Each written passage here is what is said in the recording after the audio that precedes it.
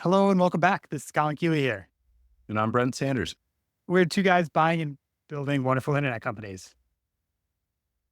Indeed. And it's fall here, as you can see in my background. I don't know if you noticed my new location. I'm actually calling you from my garage. This Oh, it's is a my beautiful wife. looking garage. Yeah, my wife's. This is her office now. She decided.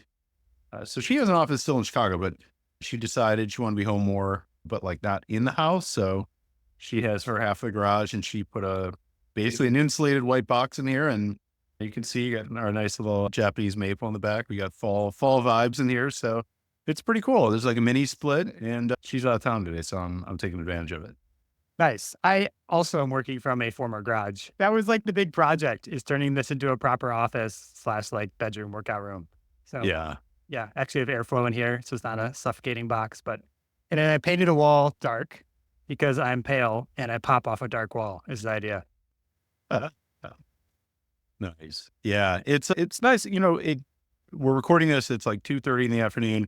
My son gets home on the bus. He takes the bus home now, so it's really fun to be home. Like usually 3:15, he gets up. Just be home, greet him, give him a hug, and then escape back to the garage. I think I was definitely on to something. I didn't quite realize how, because if you're in the house, they're gonna bug you. They're like, hey, let's hang out, let's do stuff. It's like, I gotta still work for a couple hours, or just having that boundary of the kids are really lazy. They won't come out to it's a detached garage, so they won't come out here.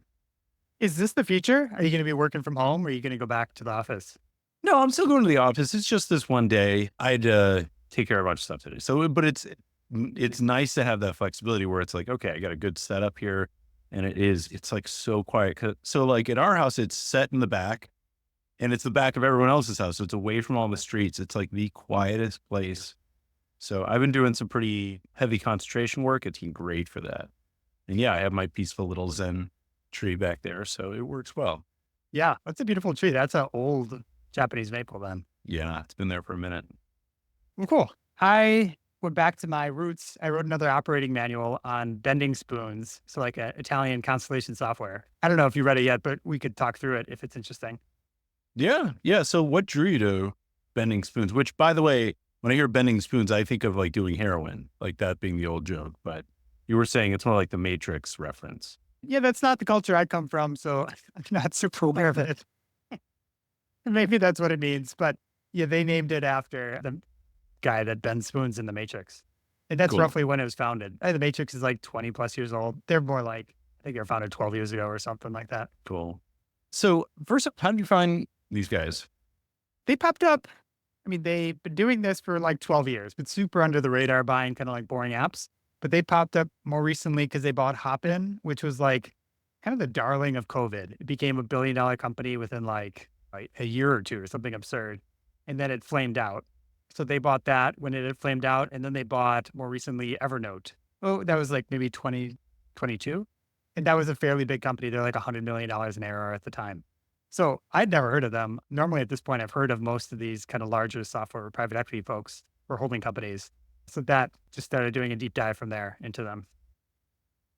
And so they're based in Italy, which is interesting because like we've had over the years, have like a couple of great Italian engineers, and they've been very like pro USA. Get the master's degree and work get to the US, work here, and get your green card. And I've actually supported one of my old employees for the longest time. I mean, he was from Italy, and I kept asking about him. He's like, "There's so much in the software space. Industrial automation is like their jam." He was saying that's like the biggest area of innovation.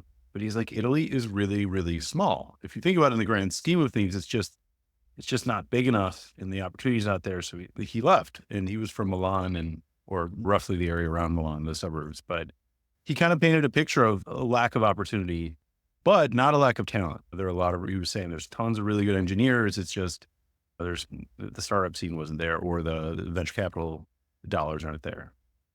Yeah. So these guys, I mean, basically, they're like the premier company now in Italy for tech startups. Definitely one of the most valuable tech startups in all of Europe. And they spoke very similarly. So they actually started in Copenhagen, launched a like note taking app, flamed out. They ended up using the last $10,000 to buy a fonts keyboard app.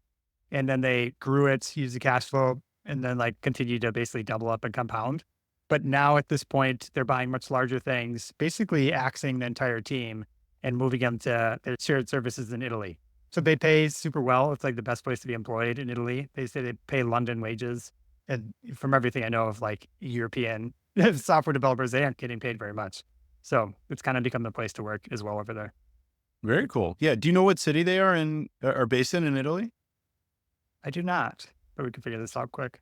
Just curious. But I mean, from what I understand, it can be a pretty affordable place to live. I mean, obviously the big cities are the big cities. And I would point out that the gentleman that used to work with me, I mean, he would go back home every year and he'd go get all of his dentistry done. He'd get all of his doctor's appointments done. I mean, there are advantages to that socialized medicine or whatever, where he was able to, being in his, I would assume 20s, it's like you're not quite covered on dental and stuff, and it's hard to cover insurance, whatever else. But yeah, it's an interesting concept. Now, in terms of like the apps that they started with, it sounds like you were saying they flamed out. They had stuff that didn't work, and then they have just one winner, and then all of a sudden they turn things around. Like what changed? So back like to the earliest days, it was just a few guys. Luca Ferrari is the CEO. He's 39 now, but he started with a number of co-founders. It's easy to tell a story with one person. That's why I do that on Twitter. But yes, they did this note-taking app. They couldn't raise any money because they're in Italy. So they all tried to get jobs, and he was able to get the highest paying job, and he got a job at McKinsey. And so he worked there, and then he basically subsidized his team to continue working full time. So he's paying their rent and their food and stuff until they could actually raise some venture capital. And they raised a little venture capital. Again, it's Italy, so not a lot. And then it didn't work. So they were looking at shutting the company down, and there's like 40,000 left in the bank. And it's painful to shut down companies in Europe. We looked at doing this on a couple acquisitions of this, like this Yeah. whole unwinding procedure. And so the venture capitalist is like, here's your equity back. We'll sell it to you for $1 and keep the money. And so they used that last like 40,000 to buy the Spons app. And from that, their learning was kind of like, hey, we were basically arrogant trying to build something for the market. And we don't know if the market actually wants it. And we're just going to buy something with some form of product market fit. And we're like capable operators and we'll improve it Yeah. and do well with it. So that's kind of how it started. And then they were very much in like the iOS app space. So many popular apps for them. They actually now have like 100 apps and I think 700 million in revenue across them all. But yeah, now they don't do apps exclusively, but they're just very good operators that just continue to level up. So it sounds like the short theme here is no product market fit to product market fit. And what we've discovered is like acquisition of product market fit is way easier than identifying and capturing and getting those first 10 to 100 customers that validate that product market fit. For sure. Their playbook is so like unoriginal to some extent that I didn't even know if it was worth writing an operating manual, but I hadn't written one in a while. So like the rough playbook is they buy something, they have this learning phase, which could be a few weeks to like a couple months. And in that time, once they've learned everything, they basically cut everyone. So they cut almost the entire team in the US now going forward, move everything to Italy. Milan is where they're based. They looked that up. Oh, cool. And then they dramatically raise prices. So like we raise prices, everyone raises prices upon an acquisition, but normally not as substantially. They will do like generally 50 to 100+%. And basically focusing on just the best users, and who cares if like the free users or the non-as dedicated users all churn out. The other thing they do is like they have this army of apparently very good developers in Italy. And so they often end up launching like Evernote, which hasn't changed in like decades, launched 75 product improvements in the first year. A lot of their other acquisitions, they just completely rewrite them. So it's like fairly extensive tech undertakings, not like, I don't know, just a Constellation will buy something that's running on like CD-ROMs or something, and they're just going Right. to milk it for cash flow and just not touch it. These guys are very much more hands-on. Yeah, that's interesting. I think that's the reality that we found over the years is like, even on deals we're doing third party diligence, it's like, and then seeing them afterwards, after the deal happens, it's always ends up being way more technology.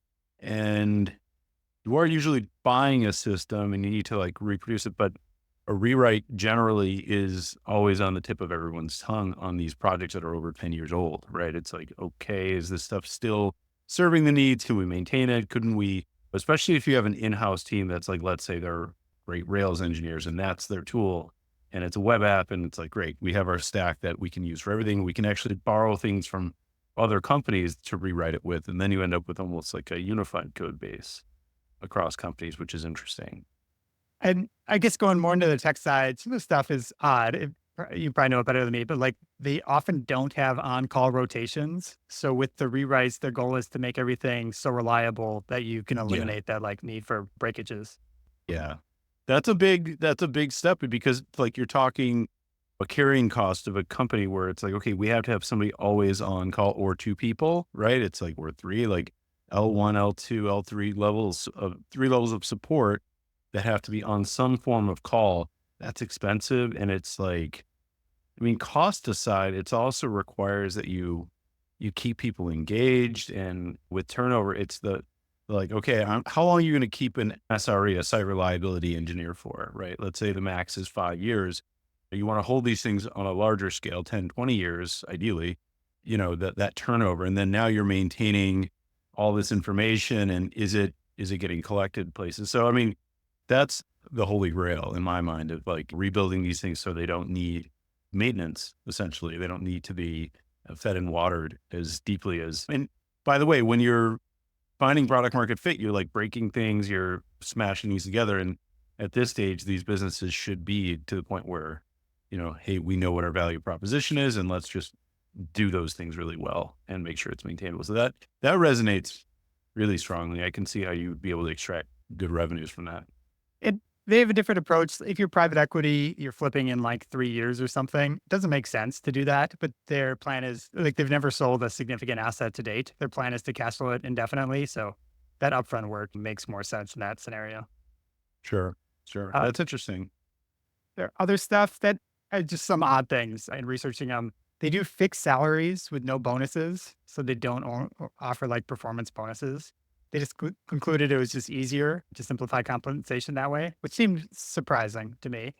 Mm. They hire for raw talent more than like experienced folks. So generally they just look for like young, talented, motivated individuals. They don't hire for people that have done it before quite as much. So they just get an army of like junior engineers and college grads. Sure. Super low employee turnover. So unwanted churn is under 1% a year. So they have like approaching 500 employees now, and they only lose like 3 to 5 a year, which seems Wow. staggering for developers to me. Yeah, and how much of that is a reflection going back to what I was saying of like how many other opportunities do you have in sort of high tech in Italy? From my understanding, again, it's like the industrial automation companies are the most popular thing, and then there's just not a lot of other options. So I'm wondering if there's an element of that makes it easier. For sure. It's gotta be at this point like a company town. Like that's just the best place to work in town Right. and people don't want to leave. But yeah. I don't have much else. Yeah, that's cool. So, like in looking at their playbook again, nothing groundbreaking new, but is there anything you take away from it that you'd say you'd apply to our portfolio? The one, I guess, last thing that's somewhat unique to them is they did this all with their own money. Then they raised like debt from local banks. They couldn't ever raise much money from Italy. And then they kind of splashed onto the scene somewhat recently with like raising from a bunch of celebrities. And that Mm, raised their profile. So they raised from like Ryan Reynolds and Andre Agassi and Eric Schmidt. So like, big name celebrities. The Weekend was another one of their investors. I don't know. okay, cool. They basically said that wasn't useful. They thought it would like raise their profile. They get way better deals. And he said it like not worth it. That's Yeah, some feedback. Takeaways from this whole thing, like not substantially, like start small. They started extraordinarily small, right? With the $10,000 acquisition and just do a good job and keep doing bigger and bigger things. Yeah, it's just wild kind of where they ended up roughly 12 years later, taking down Evernote, which is like, I don't know, approaching $1 billion company in that ballpark. And they're saying they'll spend up to 2 billion on future acquisitions, like future single acquisitions. wow. I mean, it kind of begs this question where like people keep asking in the SaaS space in general, like, will the valuations continue to grow? I mean, they have contracted, and really, how will AI impact that? And how will going back to if putting myself in their shoes, they're a company that comes in, they're going to triple rates, double rates, and we've seen that happen with. We talk about barometrics where they ratcheted up and then it ended up just kind of meeting what was 18 months later. They lost customers that they actually would have just organically grown to, and probably kept growing. So I don't want to say these are like these anti-patterns, but they're a little like aggressive moves, and maybe they're just right sizing plans and whatever else. But as people see that cost go up, and then the not the cost necessarily to develop their own software, but to like their own automations or to do certain things. I guess it does depend on like what the stack is and how much you can own and all the typical like SaaS qualifiers of like, okay, well, how valuable is this to the user? But curious to see how that scales. That's one thing I'm thinking about as we look at future acquisitions as well as just like companies. I mean, that existential AI risk is, I feel like, growing on a daily basis. And obviously there's a way to make it work within your product. But again, going back to like raising those prices and being super aggressive on that, like you have to also make sure you're delivering that value. And it's like, it could be very easy to get out ahead of your skis or over your skis. Yeah, for them specifically, there's a lot of their model I actually just don't like that much. Like I wouldn't have thought Evernote or Hopin were great acquisitions. I mean, it's hard to build a business when you're charging like $50 a year, which is what Evernote is for like a personal plan. So they doubled it Yeah. to maybe $130 a year, whatever that is. But that still seems like a really challenging business to build of like $10 a month for Yeah. individual customers. Clearly, they've become very good at it because they run all these apps, but yet I don't want to pursue that path for sure. I'd say like the biggest takeaway for me is that sense of like, they just rip the Band-Aid off, do the rewrite and say, we're not going to have an SRE. We're not going to have maintenance. We're on a stack. And we're basically like the board concept of just, we're going to turn you into one of us. And you join I forget what the board ship is, but you become assimilated essentially in that, reducing the interoperability risk of like, hey, we have this system in Node, we have that system in Python, we have that system in Ruby, or even beyond that, like we have this system in 20-year-old Python or whatever, 15-year-old. So it's like, it does make sense to then have that bench that works within some tech stack where you feel confident that everyone can contribute to it. It is definitely an admirable level of confidence of like, we're going to buy this thing that's 20 plus years old and is ancient software and we'll figure it out in a month. And then we can just get rid of the whole team and we could take it from there. Yeah, that's something to admire for sure.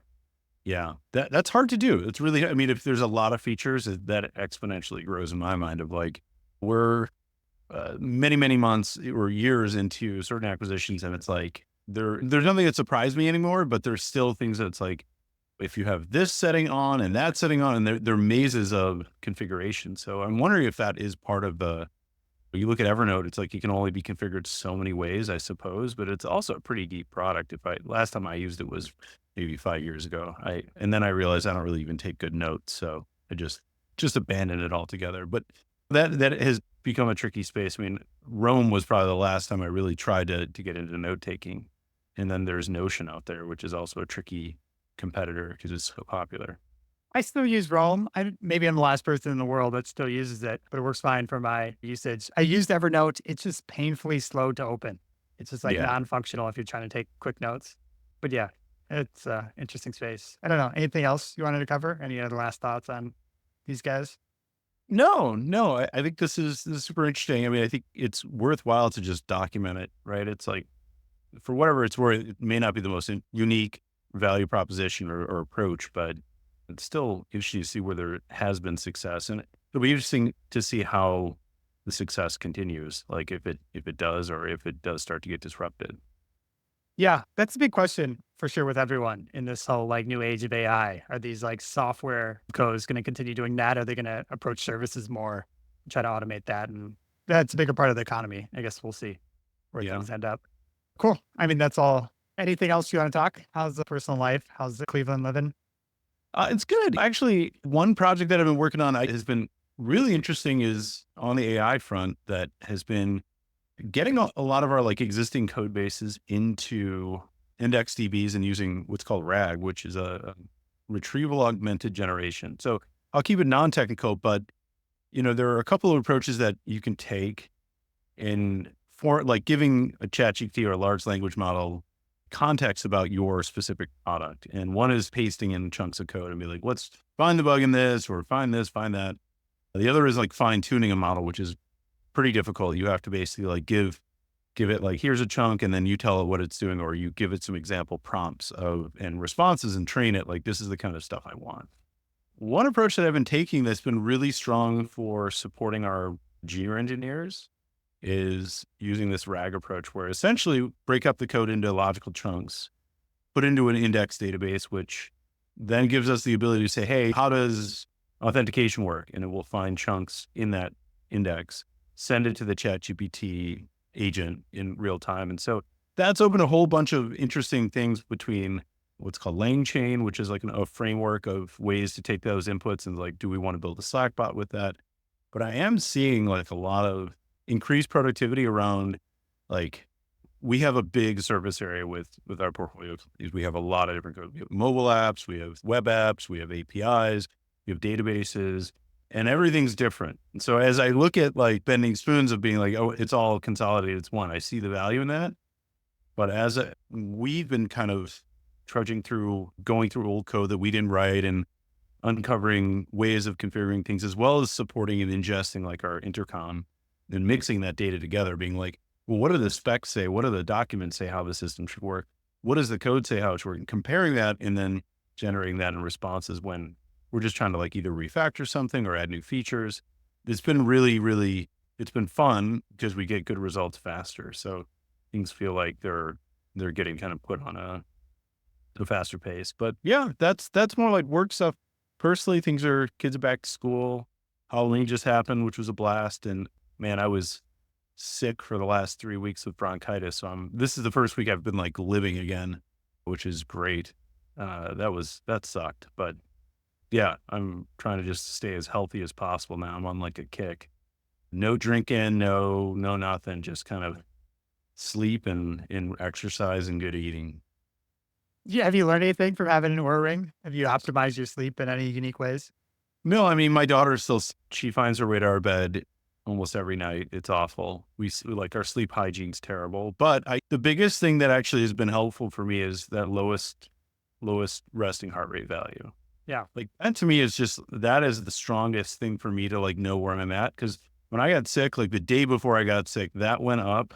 My temperature started going up and I was like, uh-oh, this has happened before. It really does track, like, are you about to get sick? And it knew exactly, like the day before I started to feel kind of shitty. And that morning it was like your heart rate was way up and your temperature was up like a degree. And I didn't even feel warm yet. But then later on that day it was just like, oh, this is going to hell in a handbasket. So my whole thing has been trying to drop that lowest resting heart rate. And that's been like a fun challenge, more than like how many steps I get in. That drives me to be healthier than anything else. Cause if you drink, even if you do it early, like that still will spike up in the middle of the night. So yeah, and I generally like that number, the lower that is, the better I feel is what I've noticed. For sure. Then you could look at like your resting heart rate trend overnight. So if it's declining, like it's elevated at the start and falls down, it means you basically ate too late or you drank too much Yeah. and you're like, your body's processing it. That's what that downward trend is. Or if you sleep colder, you can often juice your resting heart rate. That will drop it down. If you're sleeping too warm, it could look elevated all night long. Down. And then if you get in better shape, for sure your resting heart rate also just drops over time. Yeah. And as far as other stuff, I've been reading a lot of like one interesting book that I'm in the middle of right now. I'd love to talk about when I wrap it up. It's called 4,000 Weeks. It's like the mortal guide to time management. Hmm. And it just goes through. So like the idea being, I think if you live till 80, there's 4,000 weeks in that. And that's how much time you have. And it's been a lot more of a spiritual book, I would say, than anything else. The first quarter, which I'm about, quarter halfway through, the first quarter was like basically the concept of work-life balance. Like it made no sense 100 years ago, or even longer, like 200 years ago, 300 years ago. You were like a farmer on the countryside in England. Like you weren't thinking about your work-life balance. You weren't trying to get more done around the farm. Life just lived differently. And we lately in the last 100 years have been in this like digital revolution and it's kind of made people crazy. And so it's been pretty interesting. It's been very like mortality driven. It's like, we only have this much time and you choose to do with it what you want. And it's been a good read. Definitely have been able to, it's weird. It's had a strange effect on my focus. Like it's made my intent and focus a lot stronger so far, but that's just near term effects the last week or two of reading it. Nice. I guess on the health front for me, I took a shoulder to the ribs in basketball. And basically, I struggled for like doing stuff or breathing for like probably 6 weeks. It took an Wow. extraordinary long time to recover from this. It, so, shoulder to shoulder is fine. Shoulder to ribs turns out pretty fragile. I didn't break anything. I thought I just bruised them, but now I'm pretty confident that I like strained. You have muscles in your ribs, which I didn't even Yeah. realize like that help you breathe. So the intercostal muscles, and that's clearly what I strained. But I'm feeling better now. But yeah, not a super fun recovery on that. Turns out you use them for everything. You can't Yeah. move without Laughing the is the strainers. worst. Yeah. So did you have to stop playing basketball? Oh yeah. I stopped for quite a long time. It's probably 6 weeks to get fully back, but I stopped for like 4 weeks doing Mm, anything. So no basketball, no tennis. Yeah, not super fun, but mostly better now. I used AI for sure. I would type in my symptoms periodically to make sure I was having some serious issue. But I was pretty confident because if you move and it hurts, it's like you're not having a heart attack or something. It's yeah. it's a muscle issue. Another thing I've been using AI for a lot. O1 Preview is phenomenal at this. Is like entering in different forms of legal documents and asking it questions No, yeah. or asking it advice. I hate negotiating legal docs. We've had some annoying customers want like changes to our Jules legal docs, which we actually get pushed back on pretty infrequently, but I'm dealing with that and being like four man's lawyer with it Yeah. relatively successfully. I mean, we love it for the big stuff. You got to have it regular, but that's great. And that's O1 has been it's been very interesting. The way that it gives all this extra reasoning and kind of seems to double check itself. But yeah, and that's Chat GPT plus. I think you need to get access to it for the people Oh, listening. is it? Don't know what that Yeah, is. probably. Yeah, they have my credit card on file. I did, for a while, I was kind of balancing between Claude and ChatGPT or Anthropic's product Claude and ChatGPT with OpenAI. And I've just kind of decided after kind of pairing back and forth with them and just start using GPT, the OpenAI embedding APIs. A lot of the APIs have been really easy to work with. So I'm kind of vendor to that a little bit. And it's still wrong, right? It's still not like perfect. And it can be super frustrating if you're relying on it too hard. But we're finding like a really good, like things to do with it, things not to do with it. And we're finding a good balance, at least internally, on when to use it. I guess the one other thing I've been using it for, this operating manual to some extent of like a lot of what I got this from was articles and podcasts. So I get the transcript of a podcast, get the article, give it all that information, and then you could ask it questions from it. So it's way faster than like command effing trying to figure stuff out. You could ask it for 3 examples of like cutting costs or raising Yeah, prices. It grabs all those numbers nicely. that's great. Yeah, supercharging research for sure. But yeah, that's all I got. It's just an update episode here. Cool. Well, thanks for listening, everybody, and thanks for the details, Colin, on the operating manual. I think it's still worth doing, even if it was less than Thanks. notable. Yeah, I got to get back to it. But anyway, take care, everyone. Thanks for listening.